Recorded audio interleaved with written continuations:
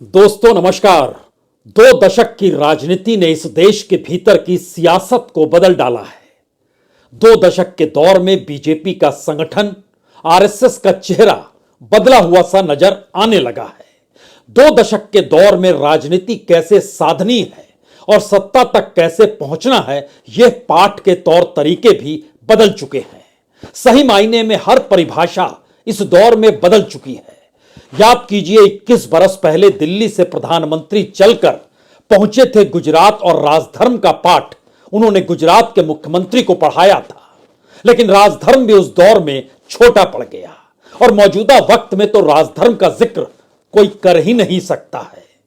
तो क्या वाकई इस दौर की बदलती राजनीति में हर किसी ने अपने अपनी सत्ता को पाने और राजनीतिक जमीन को बचाने के लिए अपने अनुकूल परिभाषाएं इस दौर में गढ़ी हैं और सामने पहली बार किसी दूसरे के नहीं बल्कि जिन्हें राजधर्म का पाठ 21 बरस पहले पढ़ाया गया, अब उनके सामने बड़ा राजधर्म यह आ चला है कि जिस रास्ते वो चल पड़े हैं उस रास्ते हर कोई उनके सामने मायने रखता ही नहीं है। हर कोई एक बराबर है और बराबरी का मतलब यह है कि उनके बराबर कोई नहीं है। जिक्र बीजेपी का हो रहा है, जिक्र इस दौर में प्रधानमंत्री नरेंद्र मोदी का हो रहा है, जिक्र इस दौर में राज्यों के भीतर जो उठापटक कि कौन मुख्यमंत्री बनेगा इसको लेकर मची हुई है उसको लेकर हो रहा है। और सवाल सबसे बड़ा एक ही है, इतनी बड़ी जीत के बाद भी दिल्ली में घबराहट क्यों है?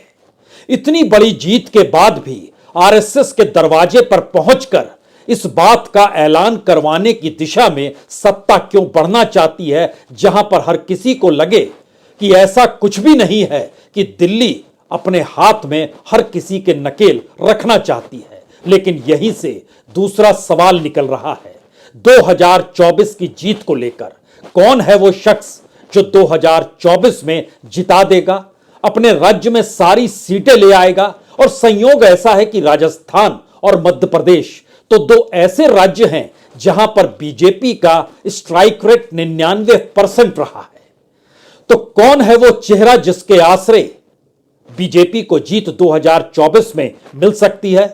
जो चेहरे हैं उन चेहरों को पसंद क्यों नहीं किया जा रहा है? जो चेहरे हैं उस पर आरएसएस की सहमति है लेकिन बीजेपी के भीतर या दिल्ली के भीतर उसे लेकर उहापोह की स्थिति क्यों है?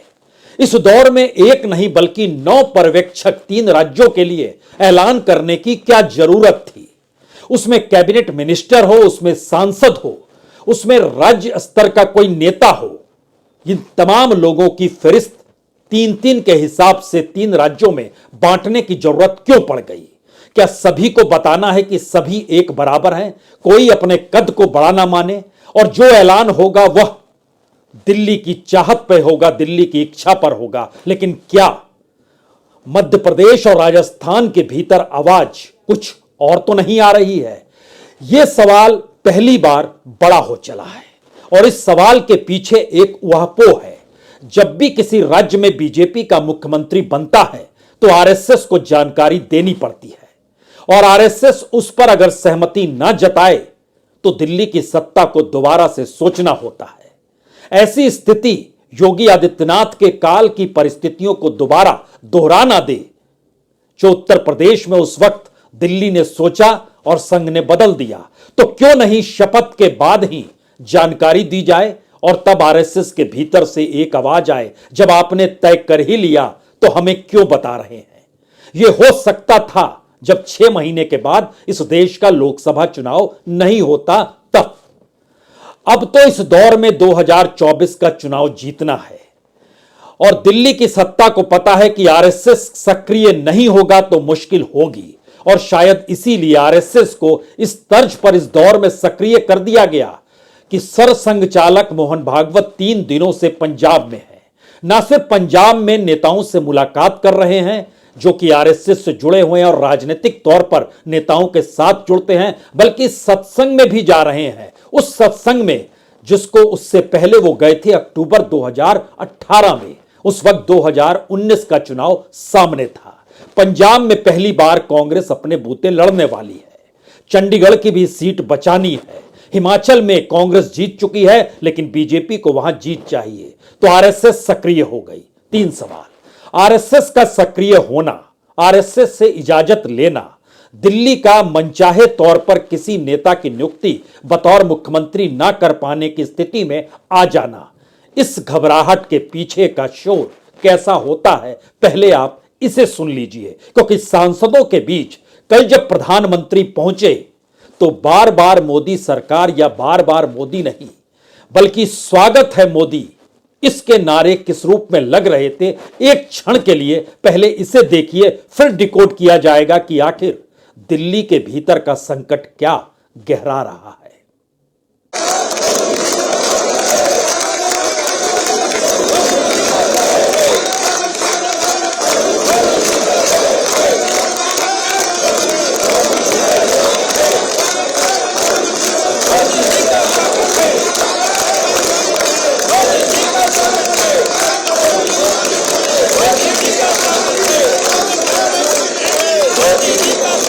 यकीनी तौर पर 3 राज्यों में जीत के बाद बीजेपी सांसदों में गजब का उत्साह है, तो फिर घबराहट किस बात को लेकर है?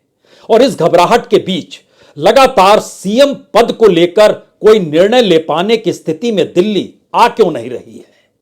और प्रधानमंत्री मोदी सांसदों से बहुत साफ तौर पर कहते हैं कि देखिए, 22 दिसंबर से 25 जनवरी तक विकास भारत संकल्प यात्रा निकल रही है, आप सभी उसमें शरीक हो जाइए और फिर पकड़ लीजिए उस लकीर को जो 2024 की जीत की दिशा में दे जाए। यानी जीत हर हाल में चाहिए, इसका एहसास आरएसएस को भी है और आरएसएस को भी करा दिया गया। लेकिन आरएसएस की चौखट पर जब आप पहुंचते हैं तो फिर मुख्यमंत्री कौन होगा, और वसुंधरा राजे हो या फिर शिवराज सिंह चौहान हो, यानी मामा हो या महारानी हो, दोनों ने अपनी सत्ता के दौर में संघ के साथ तालमेल बैठाया है। कुछ सवाल महारानी को लेकर हो सकते हैं, लेकिन शिवराज सिंह चौहान को लेकर संघ के भीतर कोई सवाल नहीं है। तो अगला सवाल है, वो कौन सा नेता है जो दिल्ली से चलकर सांसदी छोड़कर मध्य प्रदेश में चुनाव जीत गया? क्या उसको मुख्यमंत्री बनाकर 2024 जीता जा सकता है? क्योंकि इन 2 राज्यों में सारी सीट नहीं मिली, 272 के नीचे के जादुई आंकड़े के नीचे पहुंच जाएंगे। तो माजरा है क्या?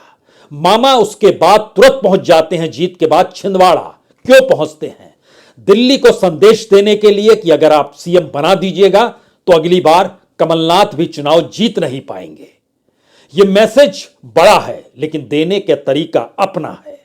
इस दौर में कौन सा नेता किस रूप में होगा, आइए एक एक करके फहरिस्त को जरा समझ लीजिए। क्योंकि छत्तीसगढ़ के भीतर एक सहमति, कोई विरोध होगा नहीं, हर कोई जानता है। और इसीलिए वहां के जिन 3 पर्यवेक्षकों को नियुक्त किया गया, उसमें अर्जुन मुंडा है, उसमें सर्बानंद सोनोवाल हैं, दोनों कैबिनेट मंत्री हैं, मोदी सरकार के भीतर मंत्री हैं। तीसरे दुष्यंत कुमार गौतम हैं। कहा गया दुष्यंत कुमार गौतम के जरिए कहीं जाति विशेष को बैठाया गया। तो क्या जाति समीकरण के आश्रय अभी भी मोदी सत्ता 2024 को पार करेगी? यह सवाल पहला अपने जहन में इसलिए रखिए क्योंकि आरएसएस क्या चाहती है और इस दौर में कौन सी नई लकीर खींचने वाली है। बनारस में जब मोदी पहुंचेंगे तब, और उसके बाद अयोध्या में जब रामलला के मंदिर में प्राण प्रतिष्ठा होगी उसके बाद। लेकिन उसके बाद आइए राजस्थान के भीतर राजनाथ सिंह को भेजने का पर्यवेक्षक के तौर पर, जो कि एक लिहाज से प्रधानमंत्री मोदी के बाद राजनीतिक रैंक के लिहाज से दूसरे नंबर के प्लेयर माने जाते हैं। हालांकि अमित शाह दूसरे नंबर है और दूसरे नंबर के बाद कोई नंबर मैटर करता नहीं है, लेकिन फिर भी राजनाथ सिंह, वही राजनाथ सिंह जो एक वक्त विरोध कर रहे थे वसुंधरा राजे का, और वही वसुंधरा राजे जिन्होंने विधायकों की परेड करा दी थी, क्या वही राजनाथ सिंह को इसीलिए चुना गया, इसीलिए भेजा गया? उनके साथ विनोद तावड़े महाराष्ट्र से आते हैं, सरोज पांडे छत्तीसगढ़ की हैं, इन दोनों को भी भेजा गया पर्यवेक्षक के रूप में। कल सभी पहुंचेंगे। और मध्य प्रदेश के भीतर का सवाल, मनोहर लाल खट्टर हरियाणा के मुख्यमंत्री, जिनको लेकर अपने आप में बहुत सारे सवाल हैं, के लक्ष्मण जो कि ओबीसी मोर्चा के अध्यक्ष हैं, और आशा लकड़ा जो कि राष्ट्रीय सचिव है और आदिवासी समुदाय से आती हैं, उनको भेजा गया। मैसेज सिर्फ जाति समुदाय को फिट करना है या एक मैसेज है कि हम जैसा चाहते हैं वैसा ही होगा? राजनीति का यह पाठ दिल्ली ने बाखूबी हर किसी को पढ़ा दिया है। अब यहां से बड़ा सवाल निकलता है, तो क्या राजस्थान के भीतर वसुंधरा को छोड़कर किसी दूसरी दिशा में देखने की स्थिति में यह तीन पर्यवेक्षक आ पाएंगे या दिल्ली का संदेश ले जा पाएंगे? क्योंकि जेपी नड्डा और अमित शाह से मुलाकात जब वसुंधरा दिल्ली में करती हैं तो वो हंस क्यों रही थी, मुस्कुरा क्यों रही थी? अपने हाथ में उन्होंने विधायकों की लिस्ट को क्यों पकड़ा हुआ था? इस दौर में आरोप प्रत्यारोप किस पर क्या लगे उसको एक क्षण के लिए छोड़ दीजिए, लेकिन आरएसएस को भी एक ऐसा शख्स चाहिए राजस्थान के भीतर में जो कि आने वाले वक्त में वसुंधरा से कई गुना ज्यादा संघ के साथ तालमेल बैठाकर चल सके, क्योंकि वसुंधरा पर आरएसएस से तालमेल ना बैठाने का आरोप संघ के लोग ही लगाते थे। लेकिन अगला सवाल दिल्ली के सामने है, अगर वसुंधरा नहीं तो आरएसएस से तालमेल तो हो जाएगा, लेकिन जिताएगा कौन? वसुंधरा गारंटी ले रही है हम जिता देंगे, दूसरा कोई गारंटी लेने की स्थिति में नहीं है। वो मानकर चल रहा है कि मोदी का चेहरा और संघ का साथ जिता देगा, लेकिन बात इससे बन नहीं रही है। तो क्या वसुंधरा ने तुरुप का पत्ता चल दिया है? उस तुरुप के पत्ते का मतलब यह है कि हम नहीं तो कोई नहीं, क्या ऐसी स्थिति है? या ये सब चीजें बेकार की बातें हैं, ऐसा होता नहीं है बीजेपी के भीतर। लेकिन दूसरा सवाल यह भी है कि सिंधिया परिवार के भीतर कोई बीजेपी में और कांग्रेस में यह आवाजाही तो लगातार चलती रही है, तो इसमें लपेटे में क्या लेना? लेकिन इसके साथ दूसरा सवाल सिंधिया परिवार और मध्य प्रदेश से जुड़ा है। शिवराज सिंह चौहान अगर किसी नाम पर सहमति दे सकते हैं तो वह सिंधिया परिवार के शख्स का ही नाम है, ज्योतिरादित्य सिंधिया।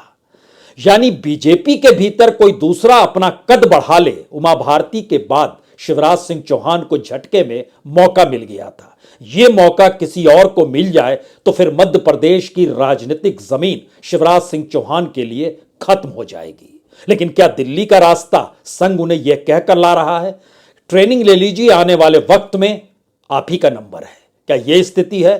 क्योंकि यह स्थिति तो 2014 से पहले जब किसी युवा को खोज रहा था संघ, और वाजपेयी और अडवाणी की बुजुर्ग जोड़ी के दरकिनार कर किसी को लाना चाहता था, तो उस दौर में भी अगर उस दौर के गोवा के मुख्यमंत्री का नाम था तो फिर मध्य प्रदेश के मुख्यमंत्री का भी तो नाम था। एंट्री तो जबरदस्त तरीके से वाइल्ड कार्ड के जरिए नरेंद्र मोदी ने ली थी, लेकिन उसका विरोध तो दिल्ली में हो रहा था। लेकिन विरोध का क्या है, जब राजधर्म का पाठ नहीं तो फिर विरोध का मतलब नहीं। अब यह पाठ हर किसी को समझ में आ गया है, राजनीतिक जमीन को छोड़ना नहीं है। संघ चाहे कितनी मान मलौवल करे, लेकिन उसे इस हकीकत की जानकारी है कि जब कर्नाटक में बोम्मई को मुख्यमंत्री बनाया गया तो उनका विरोध था, बावजूद इसके बनाया गया, और जब बना दिया गया तो उसके बाद चुनावी हार मिली। यह जानकारी संघ ने पूछा जरूर, लेकिन पूछने का तरीका इस रूप में नहीं था कि आने वाले वक्त में आप जिसे बनाएंगे हमसे राय मशविरा कर लेंगे। तो क्या संघ से राय मशविरा नहीं हो रहा है? हमें लगता है इन दोनों पन्नों को समझने के लिए आपको एक तीसरे पन्ने में लिए चलते हैं, ये जरूरी है, क्योंकि 2024 की बिसात सिर्फ अपने काम से नहीं मिलेगी, यह दिल्ली समझ चुकी है। लाभार्थियों की तादाद गिनाते चले जाइए, डबल इंजन का जिक्र करते चले जाइए, भारत की इकोनॉमी का जिक्र करते चले जाइए, और इस दौर में बताते चलिए कि हम ही हम हैं, उससे काम नहीं चलेगा। तो आरएसएस सक्रिय हुई। 3 दिनों से सरसंघचालक पंजाब के भीतर बैठे रहते हैं, वो वहां पर तमाम संघ के नेताओं से मुलाकात भी करते हैं, और इस मुलाकात के साथ बड़ा महत्वपूर्ण सवाल यह है कि उनकी मुलाकात इस दौर में डेरा राधा स्वामी सत्संग व्यास में जो है हेड गुरिंदर सिंह ढिल्लों से होती है। इस सत्संग में वह अक्टूबर 2018 में गए थे। 2019 से पहले एक जमीन बिछाई थी, और इसका सुझाव किसी दूसरे ने नहीं, अकालियों ने भी दिया था। उस दौर में अकाली साथ थे, इस दौर में तो अकाली भी साथ नहीं है। हालांकि बीजेपी की सीट पंजाब के भीतर 2 ही है, बावजूद इसके एक एक सीट के लाले पड़ेंगे तो उस 2 सीट पर असर पड़ेगा, तो चंडीगढ़ की असर पड़ेगा सीट पर, चंडीगढ़ पर असर पड़ेगा तो हिमाचल पर असर पड़ेगा, जहां की 4 सीट बीजेपी की है। 7 सीट क्या इन्हें बचाया जा सकता है? कुछ बढ़ाया जा सकता है? कम होने नहीं दिया जाएगा। संघ सक्रिय है, संघ को भी समझ में आ गया है अगर मोदी सत्ता नहीं तो फिर मुश्किल है आने वाले वक्त में। इन परेशानियों के बीच संघ सक्रिय कैसे होगा? तालमेल बैठाना होगा। संघ बार बार ऑर्गेनाइजेशन का जिक्र करता है, मुख्यमंत्री कौन हो उसमें राय मशविरा चाहता है, लेकिन इस दौर में खामोशी बरती गई। लेकिन क्या अब इस दरवाजे को खोल दिया गया है, क्योंकि जिन मुलाकातों का जिक्र इस दौर में करने की जरूरत है उसमें यह भी समझ लीजिए कि नगर निगम चुनाव होने हैं लोकसभा चुनाव से पहले पंजाब में, और बीजेपी पहले बार अगर अपने बूते लड़ रही है तो उसके सामने सवाल यह है कि कोई राजनीतिक जमीन को कैसे बनाएगा, क्योंकि बीजेपी तो अकालियों की पीठ पर सवार होकर चुनाव लड़ती थी। इस बार अगर उसके सामने मुश्किल होगी तो क्या होगा। दूसरा सवाल इन जगहों से जैसे ही आप आगे निकलेंगे वैसे ही सवाल हिंदुत्व का आएगा, राम मंदिर का जिक्र होगा, और उसकी शुरुआत 18 तारीख से होने वाली है। 18 तारीख का मतलब है 18 दिसंबर को प्रधानमंत्री मोदी 17 और 18 को बनारस में होंगे, काशी में होंगे। वहां से वो ऐलान दक्षिण के काशी का करेंगे। दक्षिण का काशी यानी तमिलनाडु से आवाज सनातन के विरोध की आ रही है। सनातन के पक्ष में खड़े होकर बीजेपी की एंट्री हो सकती है, क्योंकि तमिल संगमम और सर्वेद राम मंदिर का उद्घाटन के बाद जिस सांस्कृतिक राष्ट्रवाद की परीक्षा अब बीजेपी के सामने है वो सही मायने में दक्षिण भारत के 5 राज्यों को लेकर है, और कर्नाटक में सरकार चली गई और तेलंगाना में कांग्रेस आ गई। जमीन कैसे बचाएंगे। इससे पहले तो दक्षिण भारत में सबसे बड़ी सीट, सबसे ज्यादा सीट 24 सीट तो और कहीं से नहीं कर्नाटक से जीते थे।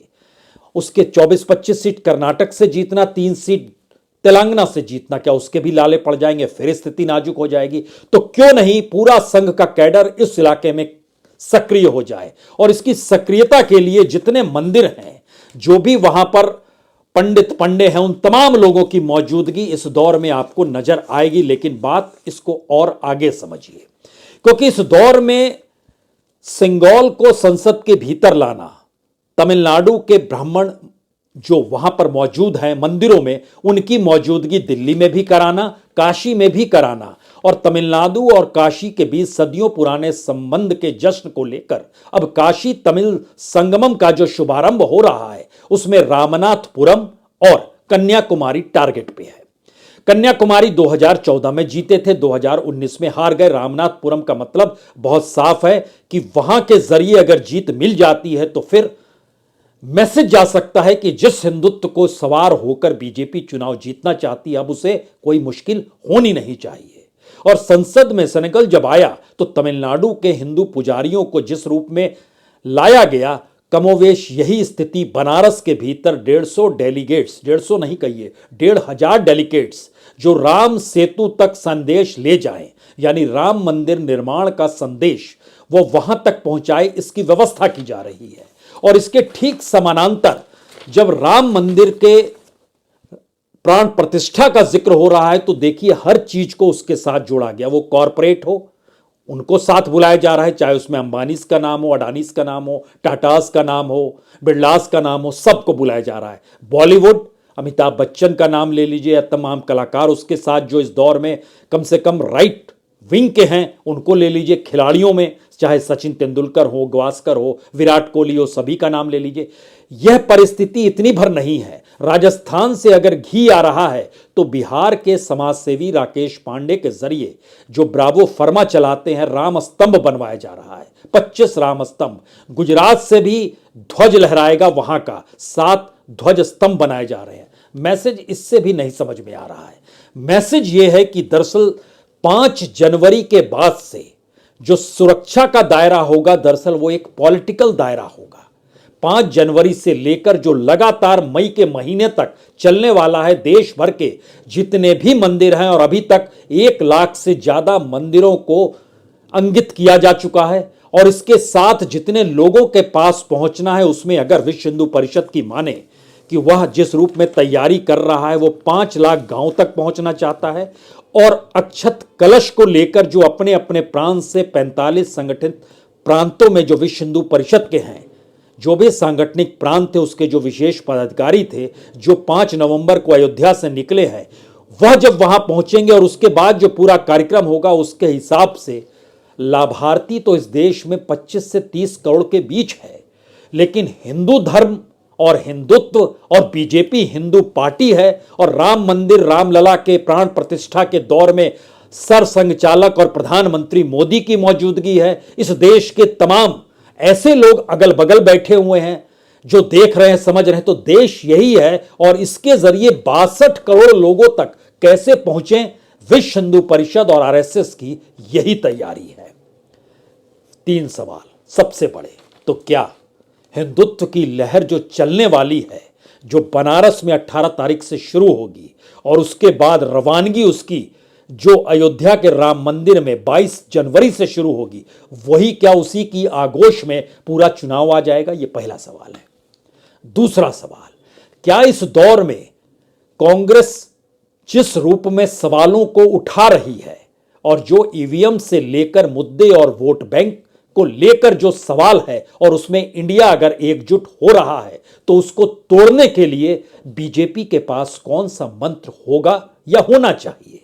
इसमें बीजेपी कहीं भी बटे नहीं और जो भी व्यक्ति चुना जाए वह 2024 के लिए ही काम करे, मुख्यमंत्री का सवाल है। इसीलिए इस पूरे 180 डिग्री के घेरे को पकड़िए और उसके बाद 360 डिग्री में गोल घुमा दीजिए और तब समझिए कि मामा की मौजूदगी और महारानी की मौजूदगी नकार पाने की स्थिति में क्यों दिल्ली नहीं आ पा रही है।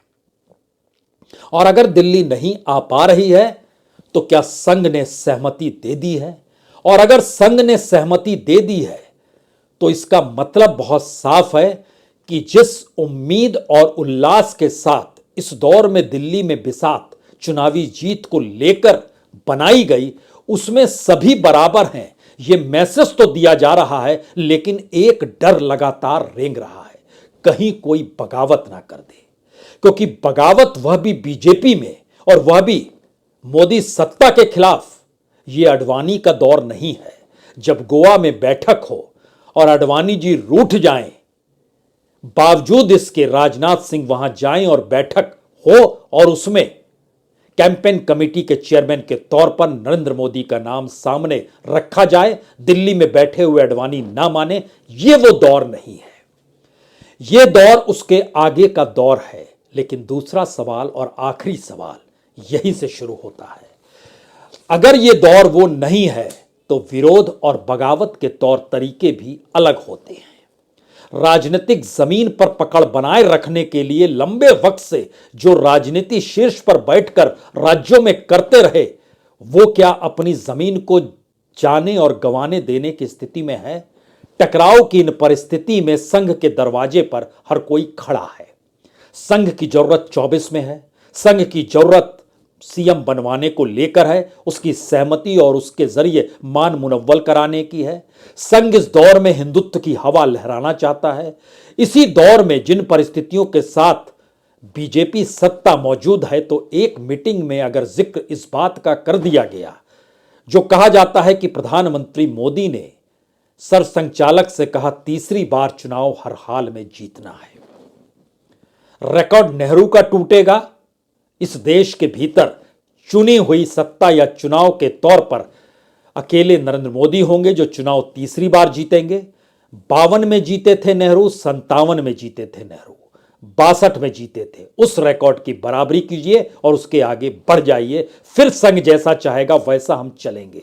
इस पर बीजेपी और संघ चल रहा है या नहीं चलेगा, 2 दिन के भीतर पहली राय सामने आ जाएगी, जब रविवार के दिन मुख्यमंत्री का ऐलान होगा तीनों राज्यों के। बहुत बहुत शुक्रिया, बहुत बहुत शुक्रिया।